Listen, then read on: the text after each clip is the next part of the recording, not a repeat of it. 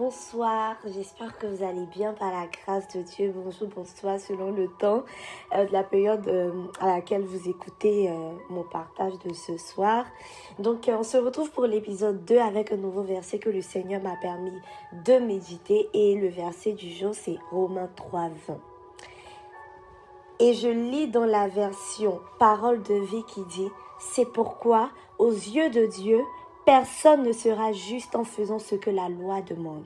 En effet, la loi permet seulement aux gens de savoir qu'ils ont péché. » Amen. Ce que le Seigneur m'a permis de comprendre au travers de ce verset est très intéressant. Le thème que j'ai ressorti de ma méditation est que la loi donne la connaissance, mais Christ est la révélation. La loi contient les prescriptions, les instructions, les commandements, ce que Dieu attend de nous. Mais le verset nous dit clairement que personne n'est justifié aux yeux de Dieu en faisant ce que la loi demande.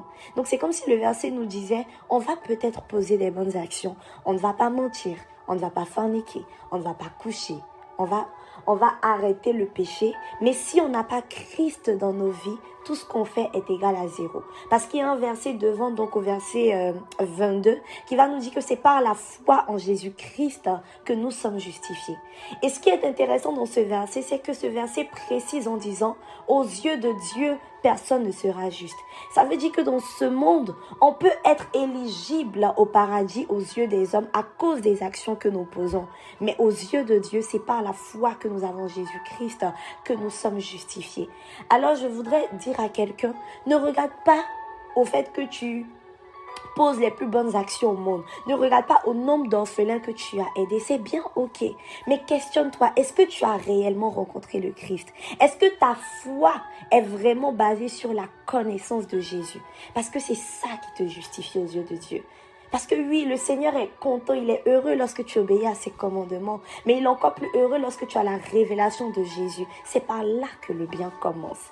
Et je bénis Dieu pour ce verset qui m'a permis de méditer parce que ça nous permet de souvent faire une pause et se dire, ok, j'ai fait du bien pendant 2 mois, mais où est-ce que j'ai placé Jésus dans mon cœur? Parce que tout commence dans le cœur.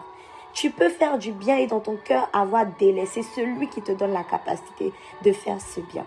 Alors je veux nous inviter tout simplement à vraiment nous reconnecter à la vraie source qui est Jésus. À placer notre foi en lui et bien évidemment à continuer à obéir aux instructions de Dieu. Amen.